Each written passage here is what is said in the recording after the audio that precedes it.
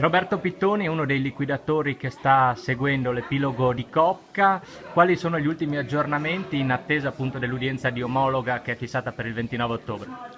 Chiaramente noi, in vista anche dell'udienza della auspicabile omologa, chiaramente della procedura, noi non siamo fermi, stiamo lavorando, stiamo continuando a lavorare per raccogliere chiaramente le offerte e le manifestazioni di interesse sui punti vendita, ma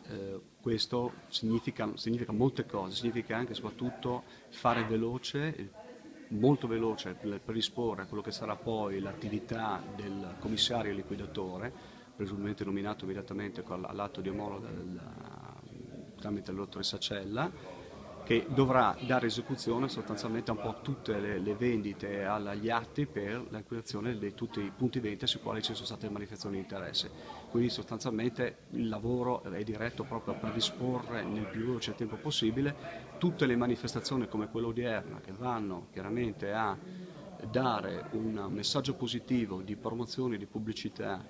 a queste aste giudiziali che si faranno a breve, sono significative e importanti per dare la più ampia pubblicità e adesione possibile da parte di imprenditori, categorie e quant'altro. A livello di tempistiche abbiamo la scadenza della pubblicazione dei bandi che potrebbero poi Ma allora, aprirsi a metà novembre. sicuramente il mese di novembre sarà un mese caldo dal punto di vista perché sarà sicuramente il mese della pubblicazione di tutte le aste giudiziali e contiamo già per fine anno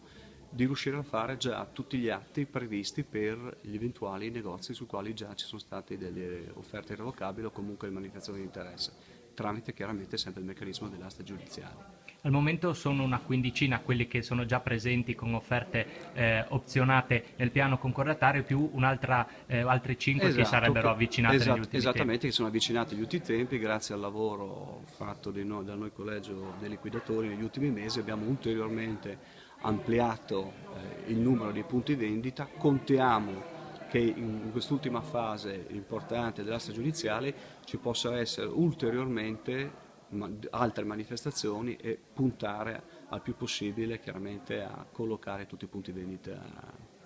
per l'ICOCA. Sulla questione cedi di Amaro invece? Questione di cedi di Amaro, sapete già qual era il contenuto nel piano, qui naturalmente la questione è un pochino più complessa, si sta ancora lavorando e soprattutto alla luce anche del punto di vista di Amaro, che è sicuramente un punto sul quale c'è una certa criticità. Chiaramente noi invitiamo ovviamente i dipendenti e i cittadini a lavorare e a cercare il più possibile di darci una mano a sostenere le vendite in questo periodo, perché naturalmente il mantenere intatti i valori degli asset è quanto mai importante in questa fase per la buona riuscita di tutta la procedura.